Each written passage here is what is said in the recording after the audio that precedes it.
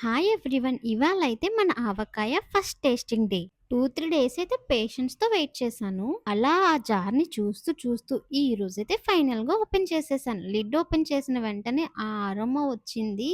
అబ్బా! ఇన్‌స్టాంట్‌గా చైల్డ్‌హుడ్ అయితే గుర్తొచ్చేసింది. సమ్మర్ హాలిడేస్‌లో ఆవకాయ చేసిన డేస్ అయితే గుర్తొచ్చాయి. ప్లేట్‌లో పికిల్ వేస్తుంటే నోరు ఊరుతుందన్నమాట. కొంచెం హాట్ రైస్ తీసుకొని దానిలో లిటిల్ ఘీ యాడ్ చేశాను. ఆ స్టీమ్‌తో కలిసిన స్మెల్ అయితే అబ్బా! తర్వాత ఒక మ్యాంగో పీస్ తీసుకొని కొంచెం మసాలాతో కలిపి ఫస్ట్ బైట్ అయితే తీసుకున్నా. ఆవకాయ ఆంజనేయ. ముక్క రాగానే ఆ ట్యాంగీ టేస్ట్ అయితే వావ్!